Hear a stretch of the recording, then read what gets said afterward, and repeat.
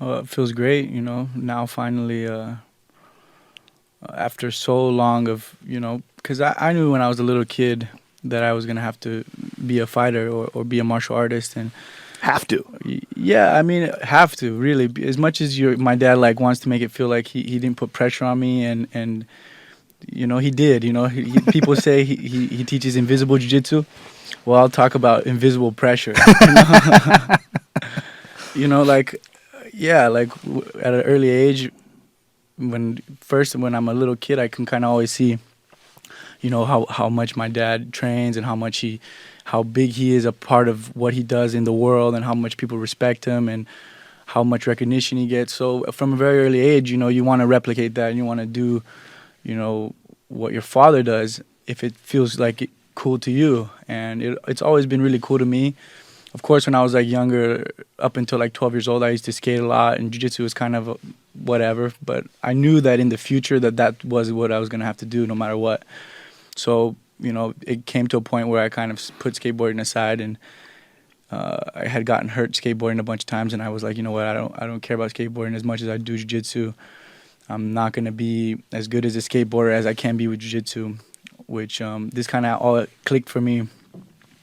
One day with my brother, we were talking and everything, and this was like one of the last conversations we had, and he was always like, Kron, you could, whatever you do in life, you do it 100%. You do it the best you can do it. If you're gonna be a dentist, you be the best dentist. If you can be a skateboarder, you be the best skateboarder. But the only difference is right here, you have an opportunity to do jiu-jitsu, and you have the best road, you have the best dad as a coach, you have the best, all the tools you need to really be the best you can be. And it would be stupid for you not to really take advantage of this. And that kind of happened when I was 12. And after my brother passed, I kind of really put effort into that, and I kind of really made it my mission to make him proud and to make my dad proud. And I kind of knew what I had in my hands. But at that age, you never know how good you're going to get, and you never know what's going to happen. So I just kind of dedicated myself. And then, when we met each other, I was still fully dedicated, but I still hadn't achieved, anything really. And I think like for me, like in life, when you try is you only get like what you think you're gonna get way later. Like I put so much dedication into it by 16 years old, but I hadn't seen any of the fruits, and I hadn't seen any necessarily like big reward from it.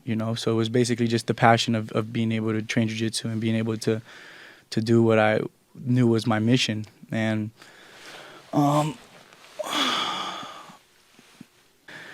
so basically from that age, it was always like I knew that I had to do that.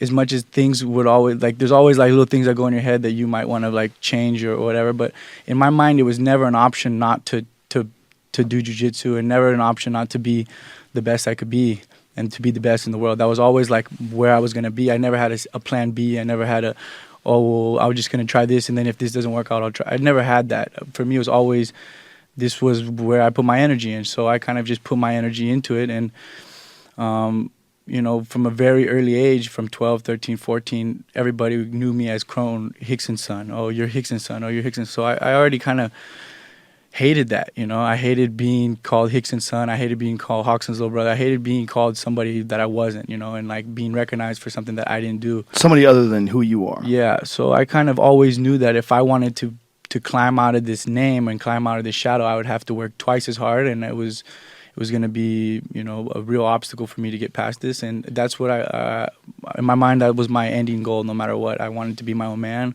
I wanted to be able to represent, myself and my family and everything. And I wanted to be able to be, remembered as, somebody who kept it going, kept the legacy going.